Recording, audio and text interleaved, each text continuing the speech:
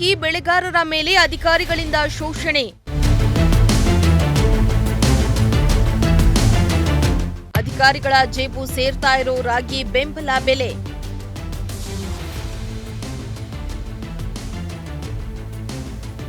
ರೈತರಿಂದ ನೇರವಾಗಿ ರಾಗಿ ಖರೀದಿಸಲು ತುಮಕೂರು ಜಿಲ್ಲೆ ಸೇರಿ ತಾಲೂಕು ಮಟ್ಟದಲ್ಲಿ ಸರ್ಕಾರದ ವತಿಯಿಂದ ರಾಗಿ ಕೇಂದ್ರಗಳನ್ನು ತೆರೆಯಲಾಗಿದೆ.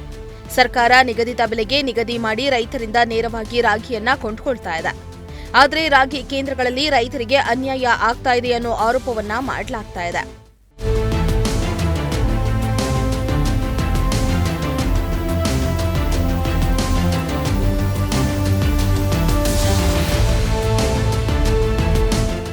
ಹೌದು, ಶಿರಾನಗರದಲ್ಲಿ ಸ್ಥಾಪಿಸಿರೋ ರಾಗಿ ಕೇಂದ್ರದಲ್ಲಿ ರೈತರ ಮೇಲೆ ದೌರ್ಜನ್ಯ ಎಸಗ್ತಾ ಇರೋದು ಬಯಲಾಗ್ತಾ ಇದೆ.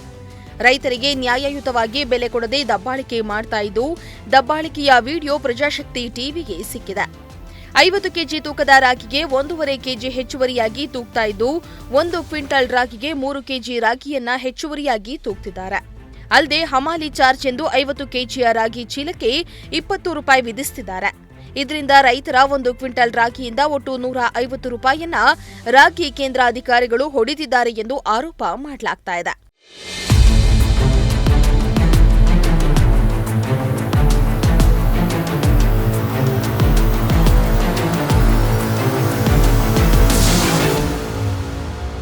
ಇನ್ನು ರಾಗಿ ಬೆಳೆಗಾರರು ದೂರದ ಊರಿನಿಂದ ಗಾಡಿಗಳನ್ನ ಮಾಡಿಕೊಂಡು ಬಂದು ರಾಗಿಯನ್ನ ಮಾರಾಟ ಮಾಡ್ತಾರೆ. ರಾಗಿ ಮಾರಾಟ ಮಾಡಿದ್ದ ಕೂಡಲೇ ರಾಗಿ ಹಣವನ್ನ ಕೊಡೋದಿಲ್ಲ, ಬದಲಾಗಿ ಮತ್ತೊಂದು ದಿನ ಬರುವಂತೆ ಸೂಚನೆ ಮಾಡ್ತಾರೆ. ಇಲ್ಲಿಗೆ ಬಂದು ಹೋಗಲು ಪೆಟ್ರೋಲ್ ಚಾರ್ಜ್ ಜೊತೆಗೆ ಕ್ವಿಂಟಲ್ ರಾಗಿಯ ಮೇಲೂ ಹಣವನ್ನ ಹೊಡೆದಿದ್ದಾರೆ ಎಂದು ರೈತರು ಆಕ್ರೋಶ ವ್ಯಕ್ತಪಡಿಸಿದ್ದಾರೆ. ಹೇಳಿದ್ರು ತಾಂಬಂದಿದ್ದೀವಿ ರಾಗಿ ತಾಂಬಂದಿದ್ದಾದ್ಮೇಲೆ ತೂಕ ಮಾಡ್ಕೊಂಡ್ರು. ರಾಗಿ ಚೆನ್ನಾಗಿತ್ತು, ತೂಕ ಮಾಡ್ಕೊಂಡಿದ್ದಾದ್ಮೇಲೆ 1 ಕ್ವಿಂಟಲ್ಗೆ 40 ರೂಪಾಯಿ ಕೇಳಿ ನಾವು ವಾದ ಮಾಡಿದ್ವಿ, ವಿಡಿಯೋ ಮಾಡಿದ್ವಿ. ವಾದ ಮಾಡಿದ್ದಕ್ಕೆ ಇಷ್ಟ ಇದ್ರೆ ಕೊಡ್ಬೋದು, ಕಷ್ಟವಾದ್ರು ಬಿಡ್ಬೋದು ಅಂತ ಆಮೇಲೆ ಹೇಳಿದ್ರು. ಅದಕ್ಕೋಸ್ಕರನ ಈ ಸರ್ಕಾರ ಇಲ್ಲ ಅಧಿಕಾರಿಗಳು ಈಗ ಎಲ್ಲ ಟೋಟ್ಲ್ ಹಾಕಿ ಮತ್ತೆ ಬಿಲ್ ಕೊಡೋಕ್ಕೆ ಇನ್ನೊಂದು ದಿನ ಕರೀತಾರೆ. ರೈತ ಇನ್ನೊಂದು ದಿನ ಬಂದು ಹೋಗೋಕ್ಕೆ ಎಷ್ಟು ಶ್ರಮ ಬೇಕು, ಖರ್ಚು ಎಷ್ಟಾಗುತ್ತೆ, ಇವರು ದುಡ್ಡು ಇಸ್ಕೋಗೋಸ್ಕರ ಇನ್ನೊಂದು ದಿನ ಬಂದು ಬಿಲ್ ತಗೊಂಡೋಗಿ ಅಂತ ಹೇಳ್ತಾರೆ.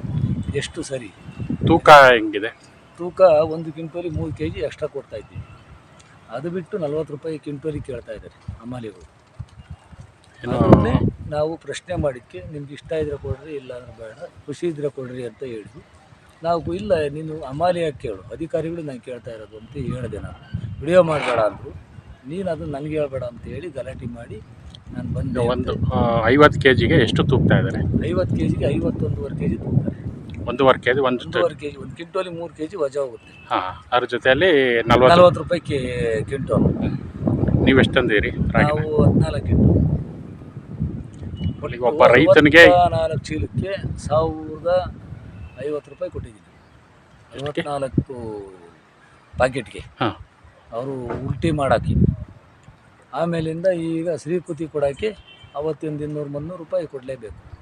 ನಮ್ಮ ಪೆಟ್ರೋಲ್ ಖರ್ಚು, ಹೋಗೋ ಬರೋ ಖರ್ಚು, ಎಲ್ಲೋದ್ರೂ ರೈತರಿಗೆ ಎಲ್ಲೋದ್ರೂ ದಂಡನೇ ಬಿಟ್ಟರೆ, ರೈತರಿಗೆ ಅನ್ಯಾಯನೇ ಬಿಟ್ಟರೆ ಸರ್ಕಾರ ಯಾವ ಉದ್ಧಾರ ಇಲ್ಲ. ಕಪ್ರಾಗಿ ಅಂತಾರೆ ಸುಮ್ಮನೆ ಅದನ್ನು ಮಾಡ್ತಾರೆ. ಚೆನ್ನಾಗಿರೋವಕ್ಕೂ ಒಂದೇ, ಚೆನ್ನಾಗಿಲ್ದವಕ್ಕೂ ಒಂದೇ, ಅದನ್ನು ಗೋಲ್ಮಾಲ್ ಮಾಡ್ತಾರೆ.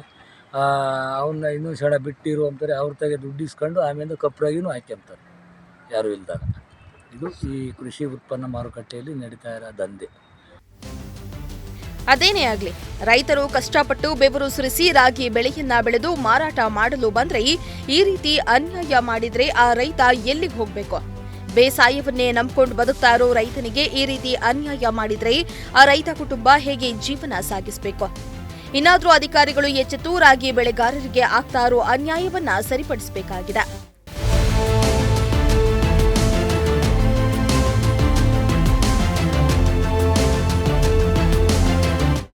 ಶ್ರೀಮಂತ ಪ್ರಜಾಶಕ್ತಿ ಟಿವಿ, ಶಿರಾ.